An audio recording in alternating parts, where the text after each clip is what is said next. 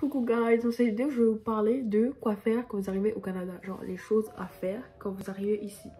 J'ai trop hâte de faire cette vidéo parce que j'aurais aimé voir cette vidéo quand j'étais arrivée. Non sérieusement, j'étais au dépourvu. Bon pas complètement, hein. J'étais chez mon oncle et tout, il m'a beaucoup aidé pour tout ce qui était administratif, tout ça. Donc dans cette vidéo je vais partager tout ce que j'ai fait quand je suis arrivée ici. Et je pense que c'est des choses que vous devez aussi faire quand vous arrivez ici. Ça vous sera utile par la suite. Let's go guys. La première des choses, c'est évidemment prendre rendez-vous pour votre numéro d'assurance. Alors ça sert à quoi? Ça vous permet de travailler. C'est là où le revenu, tout ça, les impôts, tu vois, enfin les trucs techniques quoi. Ça vous permet de travailler aussi, d'avoir accès à tous les programmes offerts, tous les trucs que le gouvernement offre et tout. En plus, à la fin de l'année, le gouvernement vous donne de l'argent par rapport à tous les impôts que vous avez payés, tout ça. Et j'ai déjà fait cette expérience, c'était trop bizarre. Un an plus tard, enfin pas un an plus tard, je veux dire quelques temps plus tard, là, je reçois un courrier du gouvernement et je vois qu'ils m'envoient de l'argent. Moi j'étais choquée, je me disais, enfin, pourquoi ils m'envoient de l'argent? Et là on m'a expliqué qu'en fait c'est parce que t'as payé les impôts, tout ça, et que... Après, je connais pas trop les détails, mais je sais que c'est parce que vous payez les impôts, tout ça, qu'à un moment, genre, ils vous donnent une partie et ils vous envoient de l'argent. Et du coup, ça, c'est assez cool, je trouve. Donc, je vous conseille de prendre votre numéro d'assurance, surtout si vous voulez travailler, tout ça, mais même si vous voulez pas travailler, quoi. Ça regorge aussi de vos données personnelles, tout ça. Donc, c'est important de l'avoir aussi quand vous êtes au Canada. Mon deuxième conseil, c'est de prendre votre titre de transport. Ça se fait dans les métros. Surtout Berry, UQAM, etc. Ça peut se faire dans les points de vente des métros. C'est important de prendre votre titre de transport, surtout si vous allez vous déplacer en bus et en métro. Mais surtout, prenez votre titre de transport avec la réduction étudiante. Bah, c'est super simple. Vous partez au métro, vous prenez votre passeport ou en tout cas une pièce d'identité et vous prenez aussi la preuve que vous êtes bien étudiant à l'école pour qu'ils puissent vous faire cette réduction étudiante sur les frais du transport, du titre de transport. Donc c'est important de prendre le titre de transport quand vous arrivez ici pour vous déplacer en métro et en bus. Donc prenez votre titre de transport, guys. La troisième chose que je vous conseille de faire, c'est de visiter votre université. Alors ça, c'est quelque chose que j'ai fait. Ouais, j'ai vraiment fait. Mais j'ai pas eu le temps de tout visiter. Bah, c'est clair, mon université, elle est vraiment immense.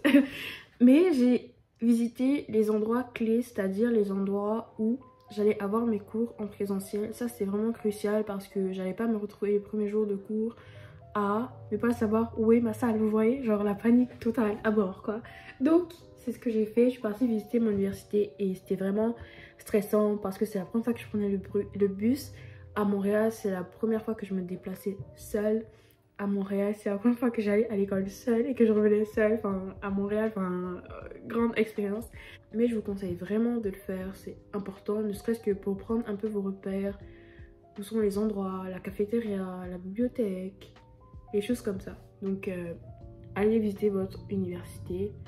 Si vous avez des amis qui sont à la même université que vous, allez-y avec eux, vous allez vous sentir plus en confiance et tout. Et bah, c'est toujours utile d'aller voir les nouveaux coins de votre université parce que moi, à mon université, je connais pas tous les recoins, hein, c'est clair. Hein. Il y a des souterrains et tout, des raccourcis.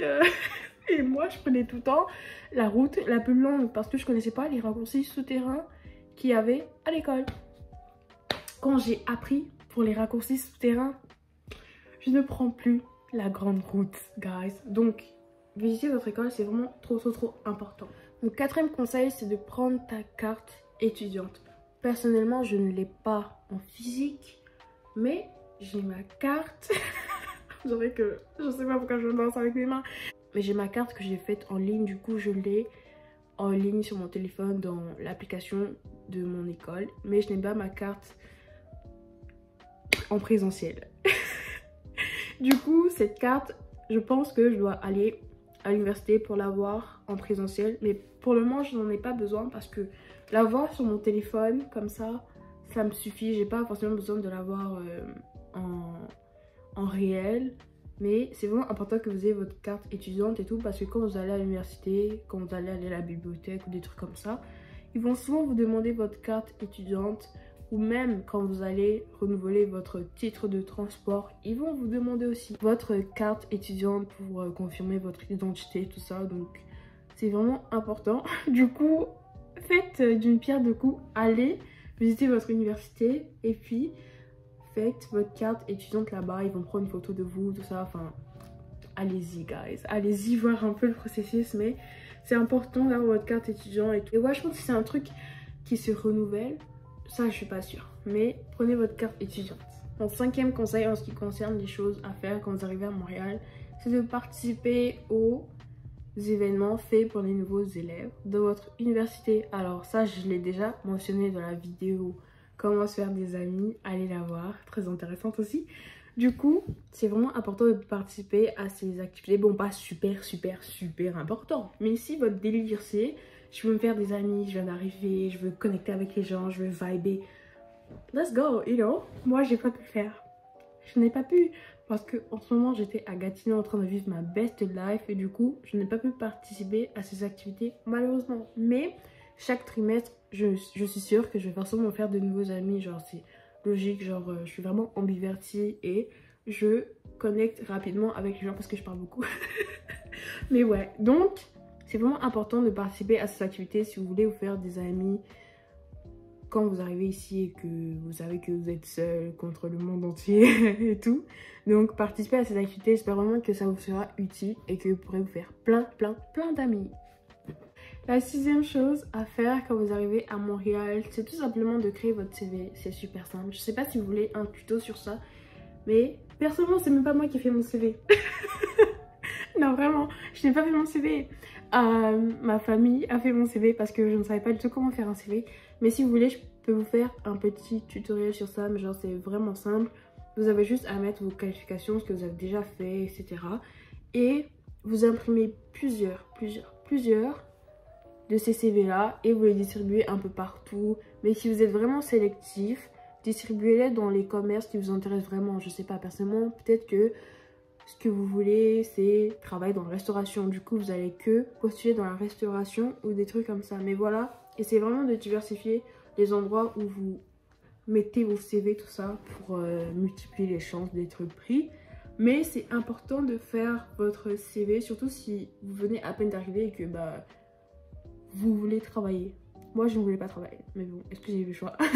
Mais bref, du coup, je trouve que c'est vraiment important de faire son CV si vous voulez travailler ici le plus tôt possible. Donc, faites votre CV, mettez votre adresse, toutes les informations, tout ça, pour qu'ils puissent vous contacter. Et voilà. Cette luminosité me dérange fortement. Genre, ça fluctue, c'est trop bizarre. Bref, mon 7e conseil, en ce qui concerne les choses que vous devez faire quand vous arrivez ici, c'est tout simplement de faire les magasins si vous voulez renouveler votre garde-robe. Si comme vous, votre maman vous a bombardé d'habits d'hiver parce que vous êtes arrivé en hiver et donc je n'ai pas eu d'habits de summer, you know. Et du coup, ici, j'ai dû refaire toute ma garde-robe d'été parce que en été, je me suis retrouvée avec des gros manteaux, des gros pulls, mais rien pour l'été. Donc, pour faire le shopping, je vous conseille le Village des Valeurs. C'est une friperie vraiment intéressante dans le sens où vous avez beaucoup de variétés et les vêtements sont super bien classés et les prix sont super abordables. Après, si vous avez un peu plus de budget, vous pouvez aller dans des endroits comme Garage ou les autres marques comme Zara, etc.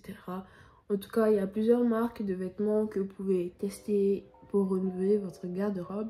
Mais cette catégorie, c'est vraiment pour les personnes qui ont besoin de vêtements et qui trouvent que bah, ce qu'ils ont maintenant, ça leur suffit pas. Enfin, en même temps, est-ce que les habits, ça nous suffit? Enfin, on veut tout le temps en avoir plus. Donc, considérez le fait d'aller au Village des Valeurs et dites-moi ce que vous en pensez dans les commentaires. Mais le Village des Valeurs, c'est vraiment une très bonne alternative si vous n'avez pas un grand budget, que vous voulez acheter le maximum de choses à petit prix. Franchement, j'y vais presque tout le temps, guys. Genre vraiment presque tout le temps. Et ça m'arrange parce que des fois, je tombe sur des perles rares et je suis trop contente. Anyways, allez au Village des Valeurs. Ok, mon dernier conseil pour cette liste. C'est pas un conseil, mais c'est juste quelque chose que c'est important de faire. Mais bref, guys, le dernier truc, c'est d'ouvrir votre compte bancaire canadien. C'est important parce que vous avez besoin d'une carte sur place pour retirer de l'argent. Surtout que quand vous allez commencer à travailler, bah, on va vous payer, mais l'argent va venir sur la carte canadienne, enfin logique. Ensuite, si vous voulez, vous pouvez prendre une carte de crédit. De toute façon, dès que vous créez votre compte bancaire et tout, vous inquiétez pas que les agents ils vont vous appeler pour vous proposer des cartes de crédit, tout ça, et pour vous expliquer les avantages, les inconvénients. J'incite personne à acheter une carte de crédit parce que c'est facile de s'endetter avec.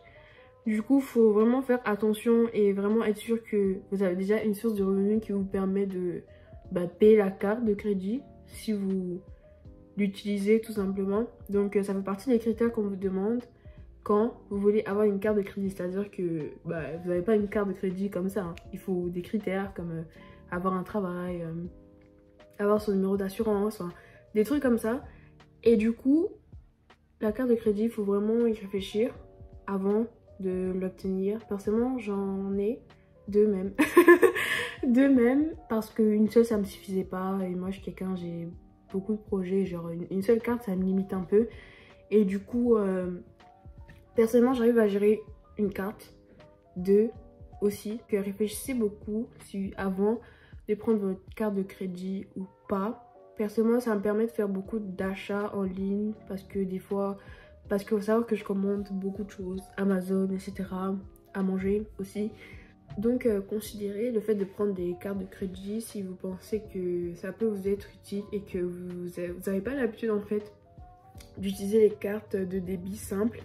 Donc, voilà un peu pour la catégorie du compte bancaire. Pensez-y et quand vous arrivez ici, allez-y pour voir les options qu'ils vous proposent, tout ça. Et j'espère que ça vous sera utile. Cette vidéo s'achève là, j'espère beaucoup qu'elle vous a plu.